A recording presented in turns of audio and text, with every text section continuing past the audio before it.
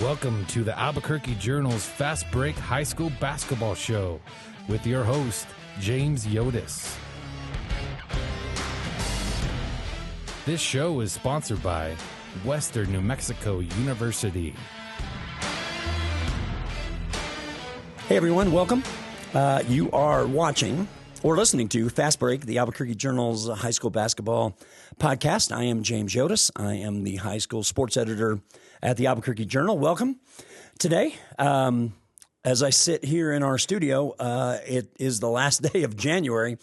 And if you can believe it, we've only got 3.5 weeks left in the basketball regular season. We're going to be done on February 24th, Saturday, February 24th, which is, I think, 24 days from today as I record this podcast. So, district play is underway for everyone. We're going to start seeing some repeat matchups over the next couple of weeks, but yeah, we're getting right up into it. So we're going to be on top of the district tournaments, which are the last week in February and end on March 1st and 2nd. And then we'll go into 2 weeks of the state tournament. So yeah, we are really running up against it. State tournament time coming up about 6 weeks, and we've got, like I said, 3.5 weeks left in the regular season. So a few things I want to hit today, and we are going to start with Bella Hines from El Dorado. Last night, Tuesday night, Bella scored 37 points for El Dorado. They lost to Farmington 74-53. It was a road game up in the Four Corners, but Bella hit the 2,000-point career plateau in this game. She did it on a three-pointer, and she finished the game with 37. So she has 2,004 points for El Dorado in her 2 2/3 seasons since she arrived. She's a junior guard. Of course, we've talked about her quite a bit. I think everybody who's watching is certainly aware of Bella. And before we talk a little bit more about Bella, we should mention that her dad, Josh, posted a video on Twitter, X, however you want to call it, which had her basket that got her to 2,000 points. So why don't you take a look at it?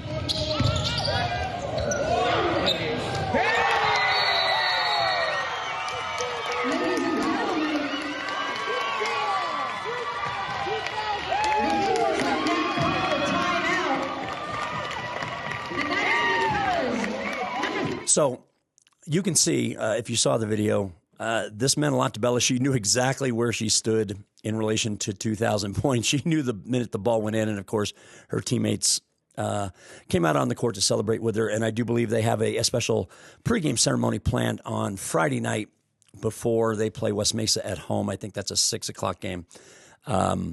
So they'll have a special ceremony to recognize Bella's great achievement.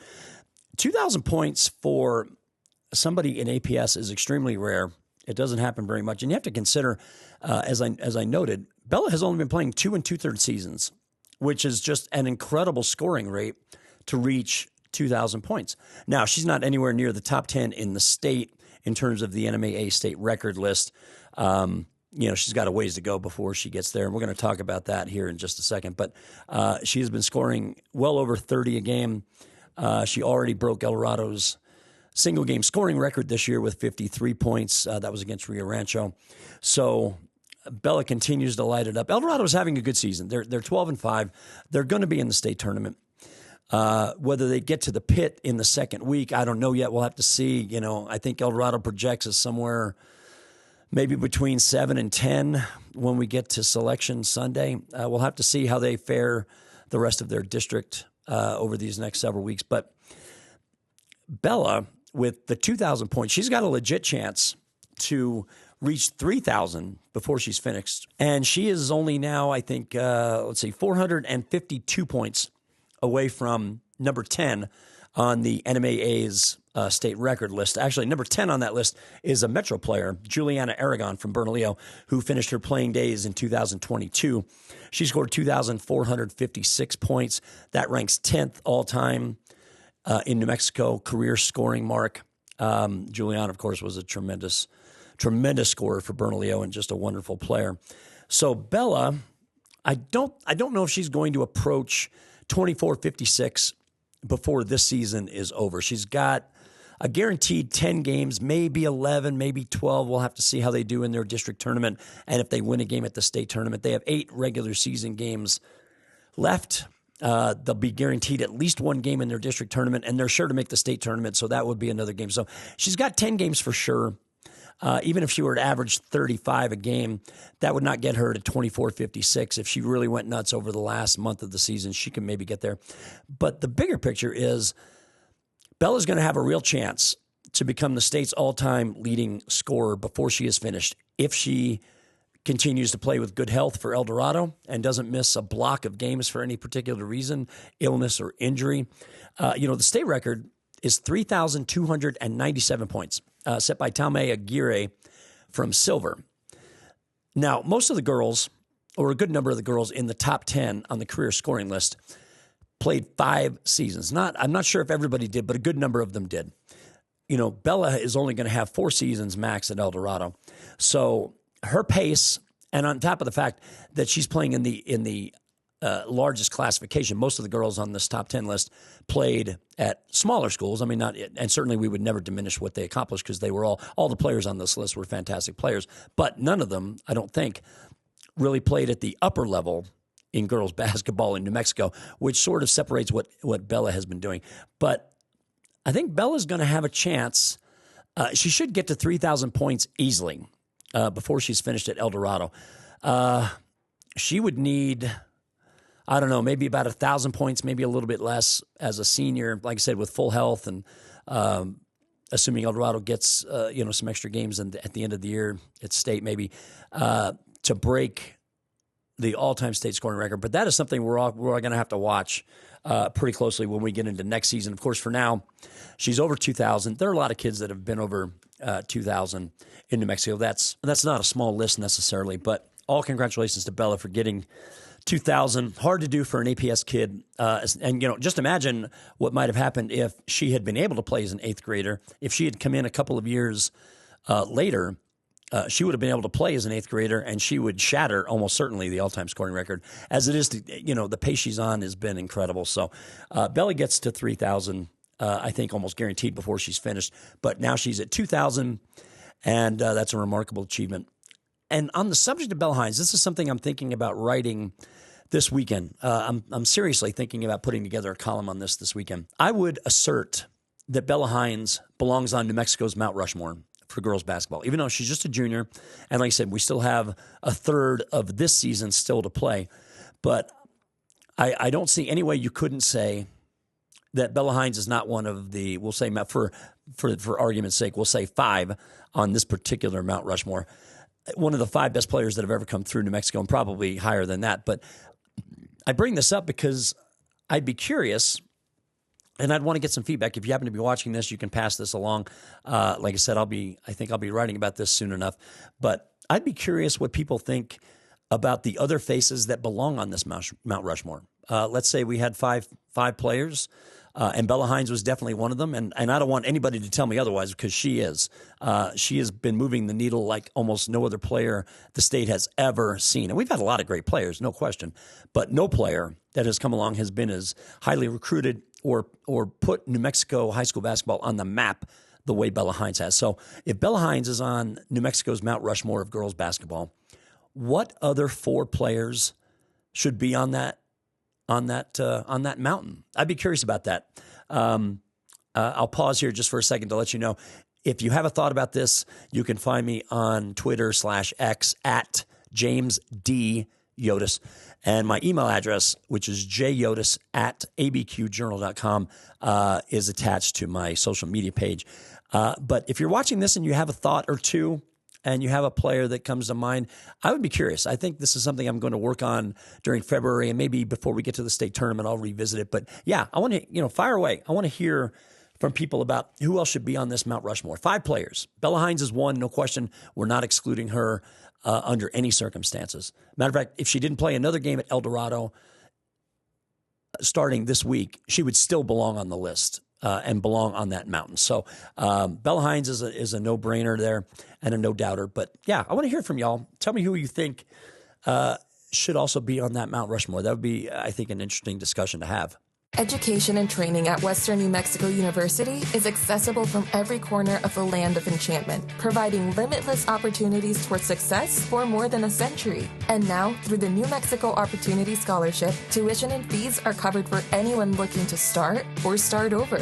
Along with free tuition, books are always included for every WNMU student, assuring your only worry is how far you can actually go. Lift off toward your future and endless potential at WNMU today. So, moving along, I've talked a little bit about this, and I'm going to revisit it in a different way today. We have talked about the depth of Class 5A girls basketball. We've seen several different teams just in the month of January be ranked number one. We saw Hobbs be ranked number one when they came to the Metro tournament. Then Volcano Vista took over number one spot after Volcano Vista won the Metro tournament. Then we saw Farmington ranked number one. We've had a lot of rotating teams up at the top, and we've certainly got, easily 5 teams, I would say, that are legitimately going to be in the hunt to win a blue trophy in March. But the other classification that I wanted to talk about briefly today was the Class 4A boys, which I think is very similar to the Class 5A girls. When we get to March, this is going to be a crazy state tournament, especially that second week. The latest coaches poll, which is what I use as a journal reporter when I write my stories. I know Max Preps has their own computer rankings. I prefer to use the coaches poll. The top 5 teams this week in the 4A coaches poll are all from Albuquerque. So you're talking about Valley, which was the new number one this week after they beat number one Academy last week. I almost feel like I jinxed Valley having Easy Panas in here last week, the Valley coach, and they turned around and lost last night, Tuesday night, in overtime to Hope Christian, a game I was at. And we'll talk more about that in a second. But you've got Valley, you've got Academy, you've got Highland, you've got St. Pius, and you've got Hope Christian. So you've got tremendous depth between this group of teams. Any one of them... Let me take that back. I'm not sure St. Pius is at the same level as the other 4, as Hope, as Academy, Highland, or Valley. But St. Pius is a really good team, don't get me wrong, and certainly capable of winning a game or two at state. But we have some Albuquerque teams that are really going to be fighting it out. Just in the last week, I've covered Highland against Academy. Academy beat them the other day, 66-61, a crazy game in which Academy was up 24 points at the end of nearly the end of the third quarter, and Highland came back and almost won this game. Had a couple of looks at a three-pointer in the last minute or two that might have tied the game. Jesus Licon had a really rough game for 3 quarters, went off a bit in the fourth quarter, but you had Academy just a few days after losing to Valley. Academy comes back, beats Hope on Friday night in a district game, then goes outside of district, beats Highland on Saturday. 2 really good results. And Academy had a pretty good week, other than a first half against Valley, which was a bit sketchy, and the Vikings got to them defensively a bit. Then you have Highland with Jesus Licon. That was my first look at Highland in person. They do have some kids that can play besides Jesus. And you know what? They needed them too last week when Licon had, I think, 2 points, no field goals through 3 quarters. That's, of course, a big reason why Highland got down as much as it did. But Valley's got some other kids that can really play, and I look forward to seeing them again and maybe catching Licon on a hotter night. But Valley's going to be capable of beating anybody in that top group. You have Valley, which we've talked about. Now, of course, Valley moved into number one on Tuesday afternoon, and about 6.5 hours later, Valley had been beaten in overtime last night, Tuesday night, by Hope Christian, 49-48. Hope is one of those teams, they'll be interesting to watch. They are really well coached. They got some kids that can play. This team can play some defense. They got some shooters. Noah Perry, their senior guard, hit a 17-footer at the buzzer in overtime last night, basically a win-or-lose shot. Swished it through as the game ended in overtime, and Hope beat Valley 49-48. It was really a lot of fun. I actually got a chance to catch up with Noah after the game, and here's what he had to say. So we were visiting with Noah Perry of Hope Christian. Noah just hit a 17-footer at the buzzer to beat Valley. How sweet was that ending? Oh, it felt amazing. I mean, my teammates knew I had to take that shot. They set me up and everything. I mean, it was definitely amazing. Just take me through the shot because you fell to the floor for a second. Oh, yeah. I mean, Julian, amazing defender. He got his hands on it, fell to the floor, dribbled, and then got up in my mid-range shot. Were you aware of how much time you still had? Yeah. As soon as I caught the ball, I looked up, 4 seconds left. I knew I had to go somewhere with it. How many shots like that have you made in your career at Hope? I think only 2, and one of them was out of town during the summertime, so, I mean, it's definitely a good to do that at home against a team that just came in ranked number 1 in the new poll today, how sweet was that? It was definitely a big win for us because we just came off of a big loss against Academy, and so just knowing that we can beat Valley is just a big win for us. Look, this district is really competitive. If you look at you and Valley and Academy, any one of these 3 teams can win it. What's going to be the difference? Definitely defense, because today, it was a low-scoring game. Defense wins championships, obviously, so that's all we got to do is nail down on defense. Now, you guys are trailing most of the game. How did you get back into it? Switched it up. Coach called it 12 and our zone, and we trapped him, got him to pass the ball out, and freak him out a little bit, So that was Noah Perry from Hope Christian. Game-winning shot, probably the biggest shot of Hope's season, I would say. I don't think Jim Murphy necessarily agreed with me when I said that to him, but I'll stick to that. From my standpoint, I mean, you beat the number 1 team who comes into your gym and you beat them on a buzzer beater. And a game Valley led most of the way. That was a big moment for Hope and maybe a defining moment. We'll see. Like I said, they still have to play Valley again. They're still going to have to play Academy again in district. So that district is really going to be up for grabs between those 3 teams as we go forward. But circling back to what I started with, the 4A boys bracket, when we get to the pit the second week, goodness, we're going to have, and that's not to say that somebody from outside the metro area, like in Artesia, for example, could not make noise.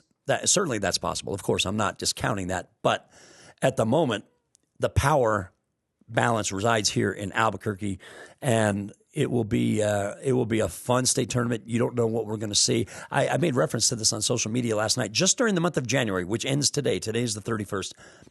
I have personally watched 5 number 1 ranked teams lose in person in the same month. I've never had a month like that in my whole career where I saw 5 different teams ranked number 1 all get beat. It really was a fun month. And all of those number 1 teams I just referenced came from either 5A girls or 4A boys. We're talking about the Farmington girls, the Farmington boys, the Hobbs girls, the Academy boys, and now the Valley boys. So all those teams came from either 5A girls or 4A boys, which is why I wanted to talk about the 4A boys division today, because there's going to be some volatility, and I think one of the traps some of these teams are going to face when we get to the pit is they're going to have to be super careful not to be thinking about playing each other in the later rounds and not find themselves caught looking ahead and getting beat by maybe a second-tier team.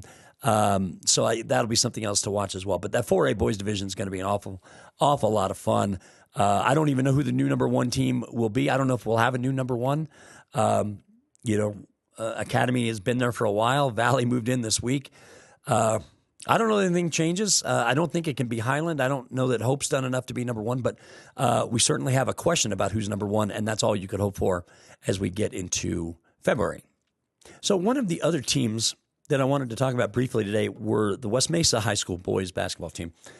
West Mesa's off to a 3-0 start in District 2-5A. The Mustangs have beaten La Cueva, and they have beaten both Farmington and Piedra Vista. The La Cueva and Farmington wins are really impressive. West Mesa's 12-5 right now.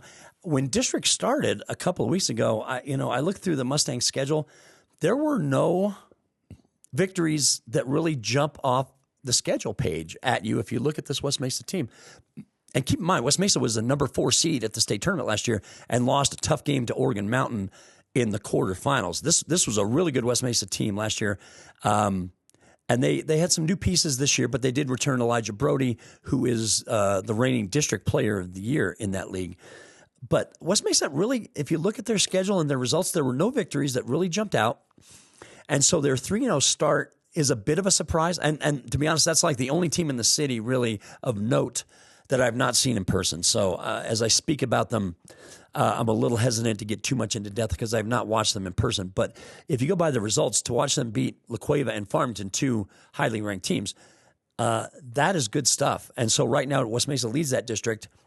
at 3-0. They're a game ahead of both Sandia, which beat La Cueva last night, Tuesday night, and they're a game ahead of El Dorado, which beat Farmington in overtime last night, Tuesday night. West Mesa still hasn't played either Sandia or El Dorado. They still have to play both of those teams twice. So I'm going to get out and watch the Mustangs as soon as humanly possible.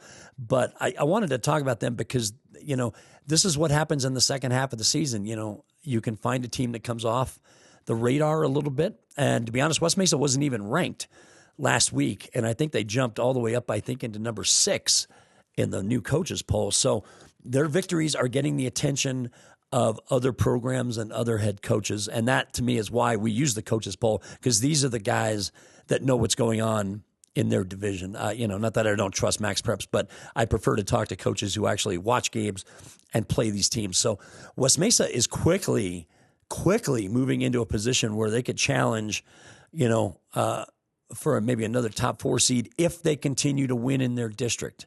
Like I said, they still have to play Sandia and El Dorado.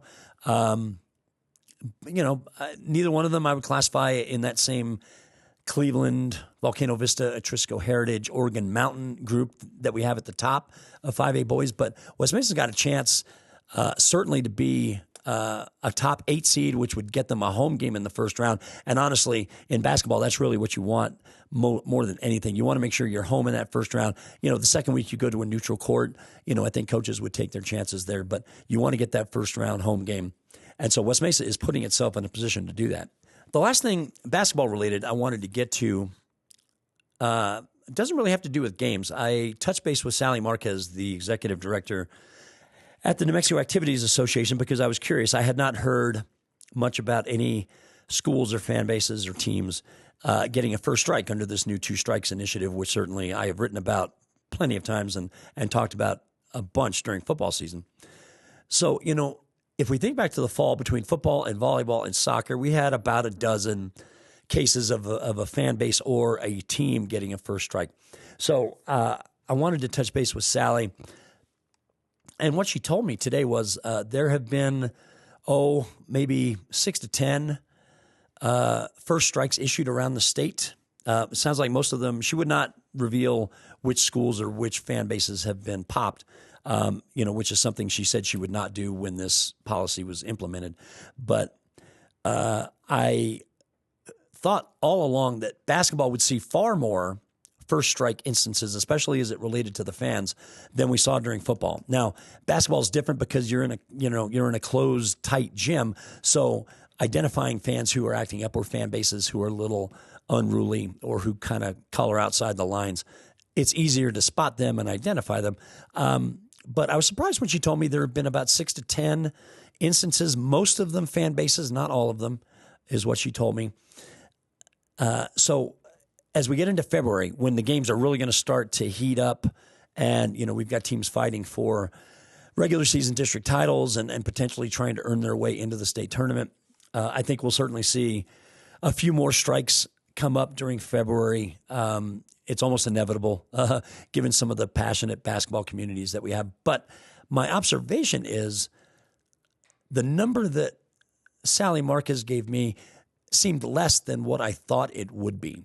I honestly thought we would see more first strikes than what she relayed to me. So I'm encouraged by that. And anybody that follows high school sports, and if you love it like I do, you should be encouraged by that, because I think it's safe to say that the message is being absorbed by enough people out there, enough schools, enough communities, enough fan bases that they know they've got to be careful. Like I said, no policy that the NMAA ever puts in is going to stamp out poor behavior. It's just not. No policy is going to accomplish that. The best you can hope is that it will, arrest, the number of fan bases that are getting themselves into trouble. So the number of first strikes that we've seen so far in basketball has been pretty moderate. Like I said, we still have 4 weeks of regular season and then, of course, district tournaments and then 2 weeks of state. We're not likely to see any strikes come during the state tournament. So you're really talking about the next 3.5 weeks of regular season and then a week of district tournament. Excuse me, a shout out goes to all the basketball communities. It sounds like They have been, by and large, much better behaved than they have in years past. Let's hope that continues. Like I said, February, gyms are heating up. Many more rivalry games, as we all know, not just here in the Albuquerque area. This could apply to any area of the state. This could apply to any region, any city. We've got so many great rivalries out there. So we're going to see a lot of great rivalry games during the month of February. So we'll see how that number holds up. I'll revisit this at the end of February and see what the number is as we get ready for the state tournament. Before I get out of here today, one non-basketball related thing I wanted to get to that came up earlier this week that I wrote about in case you missed it. Stratton Schuvelt, the Cleveland High School senior linebacker who generally was regarded as New Mexico's best prep football prospect from this last season. And Strat has been a 4-year starter for Cleveland, which is very rare at the upper levels, but he was a gifted kid. You could see that from the start. Anyway, Strat on Monday of this week made his decision that he would decide to go to UTEP and follow in his father's footsteps. So, all congrats to him. He's a really good kid, and we wish him well at UTEP. But UNM did recruit him. Bronco Mendenhall did visit with him, the new coach, but he ultimately decided to go out of state. And honestly, a lot of the top prospects that New Mexico's had usually end up leaving the state. We get some of them that stay, like Elijah Brody, who had committed to Eastern New Mexico just a few days ago. Earlier this week, decommitted from Eastern, made a commitment to the University of New Mexico. So that was a good get for UNM. But UNM, over the years, no matter who the coach has been, they haven't always had a great batting average, getting the true blue chippers, many of whom end up leaving the state to go somewhere else. It's unfortunate, but this has sort of been the nature of things for quite a while now. But we certainly congratulate Strat on his decision. Anyway, that is going to wrap it up for me. I hope to have a guest here in studio next week. Anyway, in the meantime, you can follow the podcasts on abqjournal.com. You can find them on YouTube as well as Jeff Grammer's Lobo Men's Basketball podcast, where you can find them on any number of platforms. And as always, the Journal encourages you to read, hear, and watch. Thanks for joining me. We'll see you next week. Have a great week, and we'll see you in 7 days.